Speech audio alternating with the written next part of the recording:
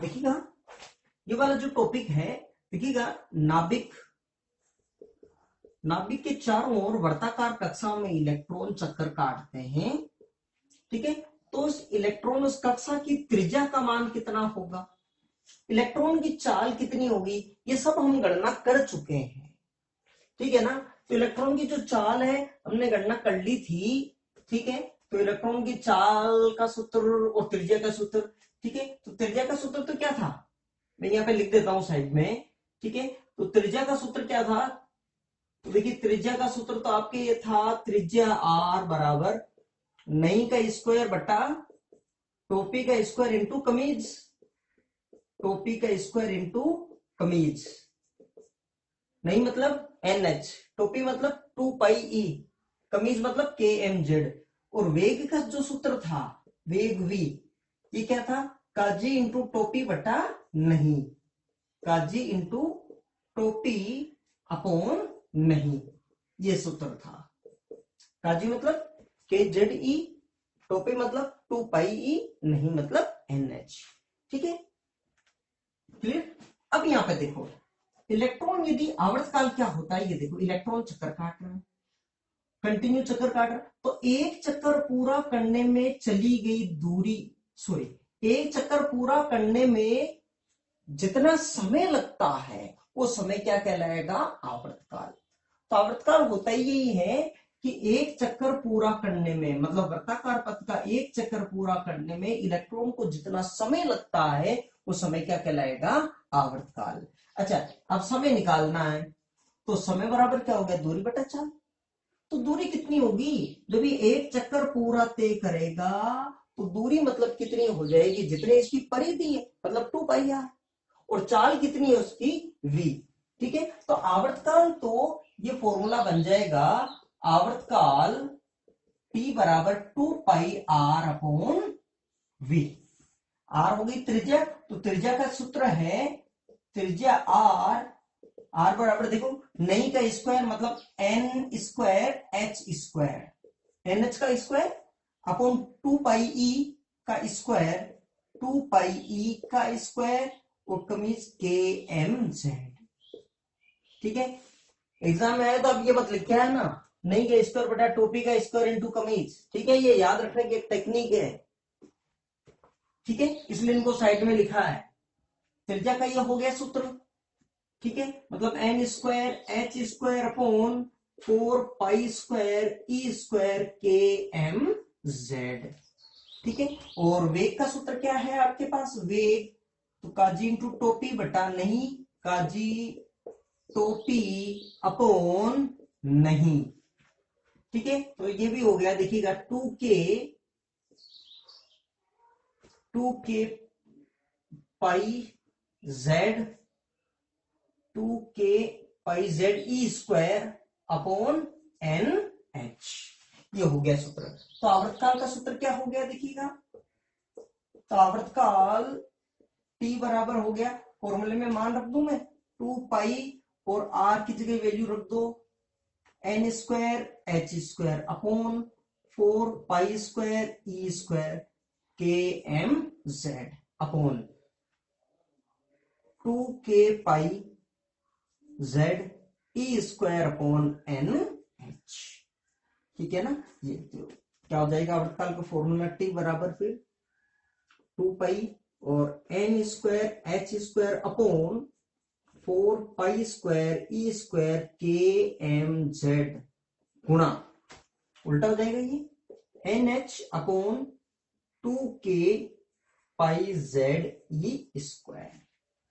तो देखिए कुछ कट रहा है क्या, केवल पाई कैंसिल आउट हो गया, ये लो ये पाई कैंसिल आउट हो गया और 2 भी कैंसिल आउट हो गया, ये लो 2,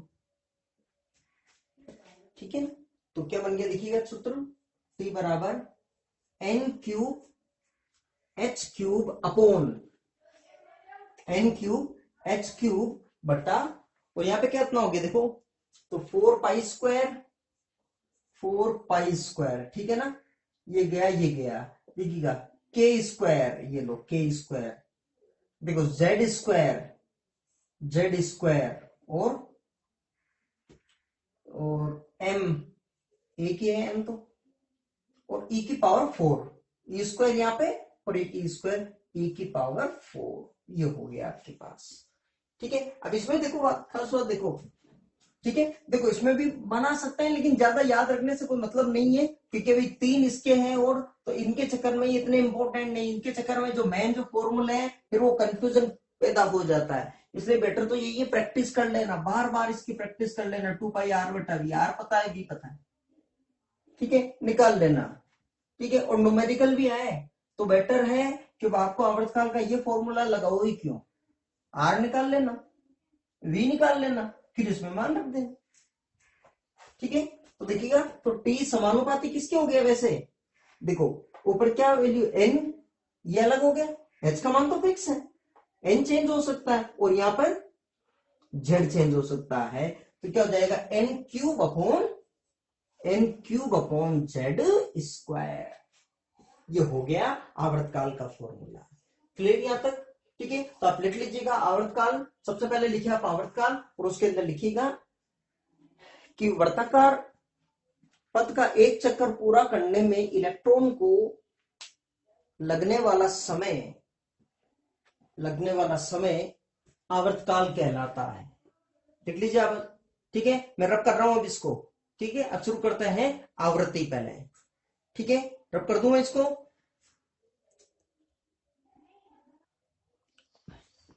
चलिए अब बात करते हैं आवृत्ति। तो एक चक्कर पूरा करने में जितना समय लगता है वो तो क्या कहलाएगा, आवर्तकाल।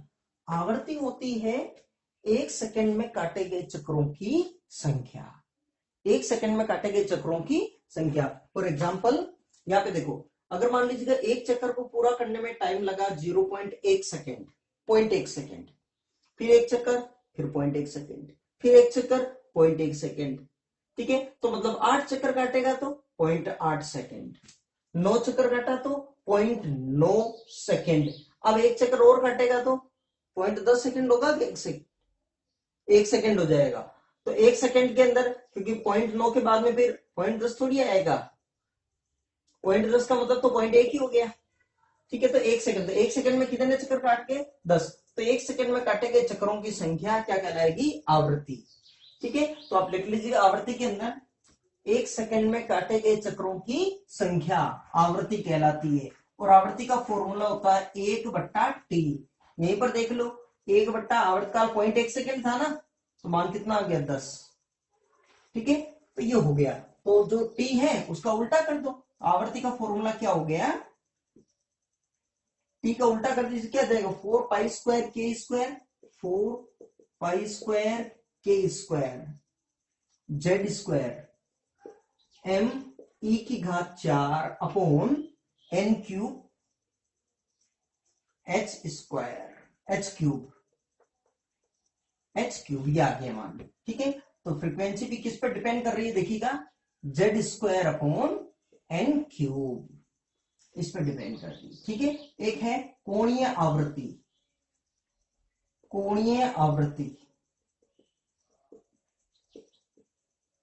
आवृत्ति ओमेगा, कोणीय वेग भी कहते हैं इसको, ओब्लिक कोणीय वेग भी है। कोणीय वेग होता है कि 1 सेकंड में तय किया गया कोण। ठीक है, तो बताओ एक चक्कर पूरा करता है तो कितना कोण तय होता है, 2 पाई। 2 चक्कर, ठीक है 2 पाई कोण हो जाएगा ना एक तरह से 360 डिग्री। ठीक है, रेडियन में 2 पाई, 2 चक्कर हो गए तो 4 पाई, 3 चक्कर हो गए तो 6 पाई, 10 चक्कर हो गए तो 20 पाई। अब 1 सेकंड में तय किया गया कोण, तो 1 सेकंड में कितने चक्कर काट रहा है ये एफ आवृत्ति, और एक चक्कर में कितना कोण तय हो रहा है, 2 पाई रेडियन एक चक्कर में। तो एफ चक्कर होंगे तो कितना हो जाएगा, 2 पाई एफ रेडियन। ठीक है, और अब एफ चक्कर क्या हो गया कि 1 सेकंड में काटे गए चक्करों की संख्या है एफ, तो कोणीय वेग क्या हो जाएगा, 1 सेकंड में प्रति सेकंड एफ चक्कर, 32 सेकंड इतना कोण तय हो जाएगा। तो ओमेगा का मान ध्यान रखना, ओमेगा वैल्यू होती है 2 पाई एफ।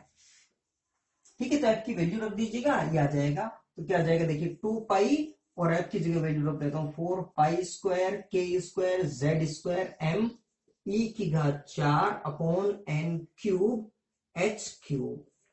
ठीक है, ये वैल्यू आ जाएगी आपके पास, तो कितनी वैल्यू आ जाएगी देखो, 8 पाई क्यूब, 8 पाई क्यूब के square Z square M E की घात 4 upon N cube H cube, ये आ गई ओमेगा बराबर।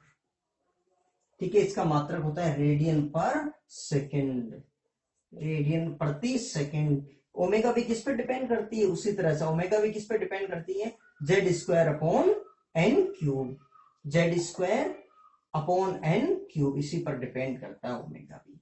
क्लियर, कॉपी कर लीजिए आप। ठीक है, ये हो गया आपके कंप्लीट।